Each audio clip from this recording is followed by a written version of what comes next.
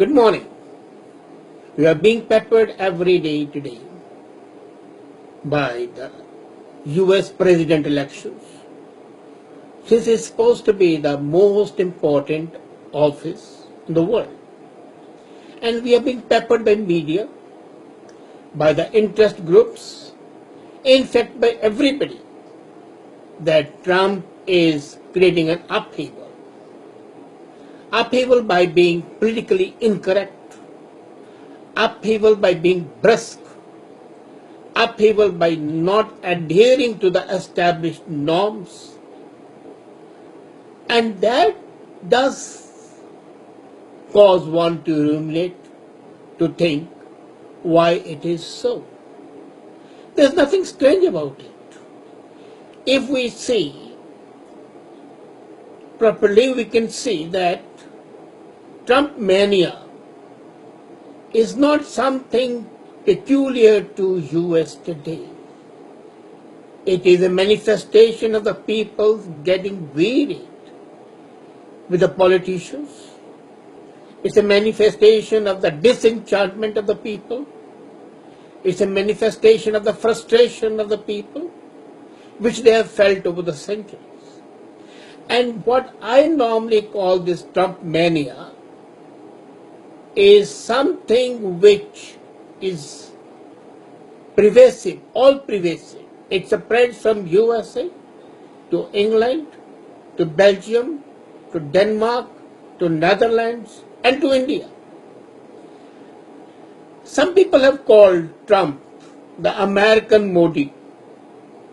Some people have called Trump the British Jeremy Corbyn. Some call him like Wilbur de Geers of Netherlands, because all of them have come as a fresh breath in the stale milieu of the politics.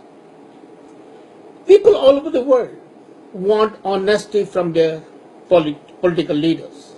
They want a sense of integrity, a sense of feeling and empathy for the people. They want the political leaders to think in the manner these people think.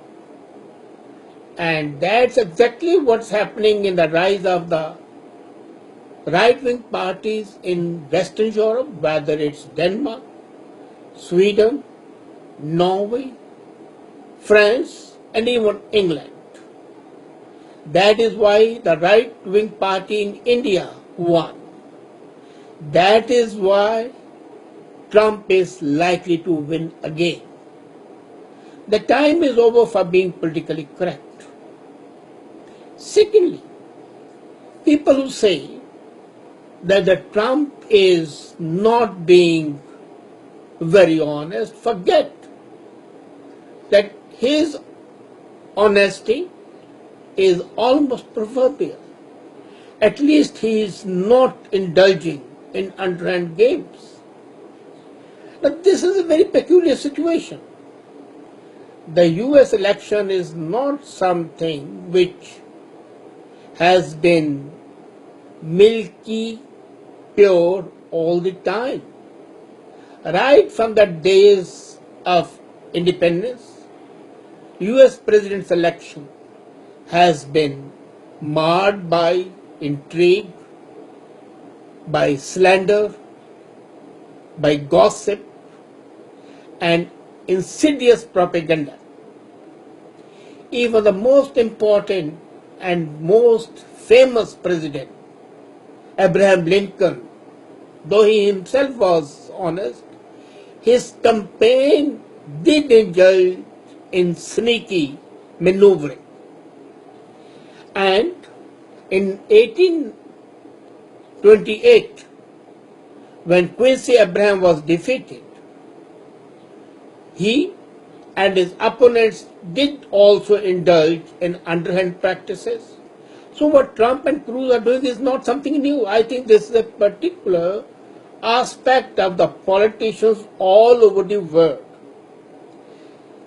And that is why they say that politics is the last refuge of a scoundrel, and the bigger the scoundrel, the more successful he would be. Some or the others, some scoundrels are more honest than the others are. And the right-wingers today in the world belong to that category. Now imagine that when people say that Trump has banned or has proposed a ban on some Muslims, not all, but some Muslim immigration, they forget that just today, for example, the first set of the refugees has been deported from Europe back to Turkey. So if that is acceptable, why should Trump be castigated? Not that I advocate what he's doing, not that I support what he's doing, not that I say that what he's doing is absolutely correct and justified. But what I'm saying is that he is fully justified in his own opinion, and the people can accept it.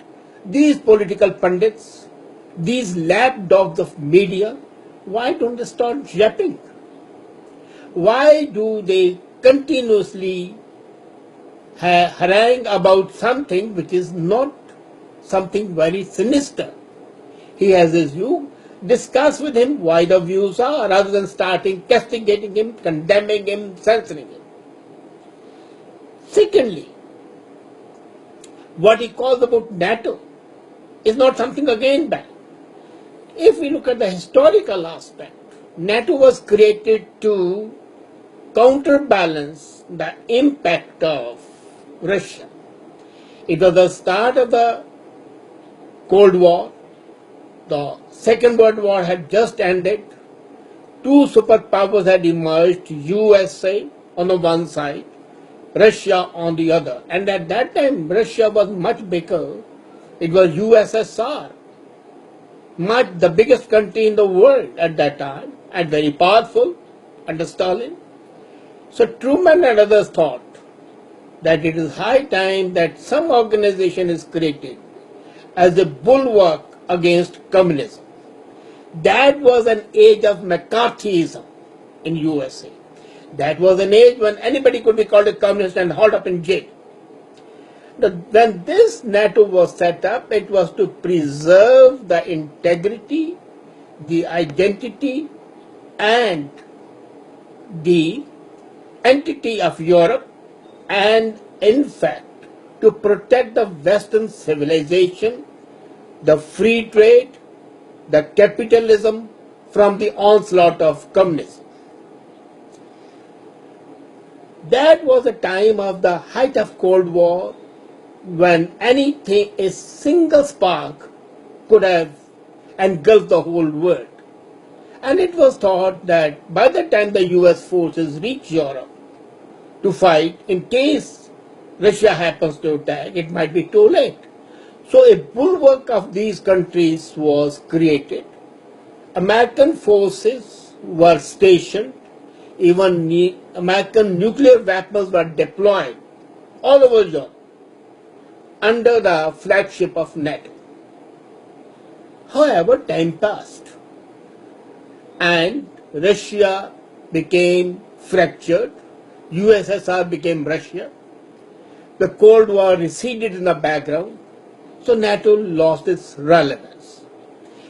However, whenever USA wanted to ensure a bigger role for itself, it took the crutches of NATO and used them shamelessly. Nevertheless, the NATO countries did not always agree to join it.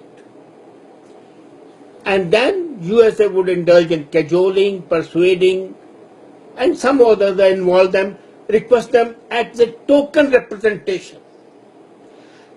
In fact, NATO became a mask of USA's activities wherever it wanted, whether in Afghanistan, whether in Middle East, or whatever.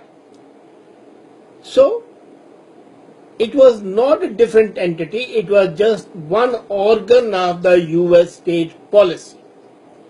That being so, NATO lost its relevance. India always opposed NATO and CENTO for the same reason. Then, after that, the Russian had developed Warsaw Pact, and unfortunately Warsaw Pact countries became a part of the Soviet Union like Poland. So the relevance of NATO diminished still further. And otherwise, the financial impact also was there. Every country was supposed to contribute 2% of their GDP to NATO. Except USA, no other country has ever contributed 100% to that. Some countries have contributed 1%, 1.2%, 1.5%, and some countries have contributed 0. So NATO has not only lost its relevance, it became a burden on USA financially. And when Trump says that this burden should not be acceptable, there is basically nothing wrong with that. The plea of some political pundits saying that it has never happened before, that is something absolutely ridiculous.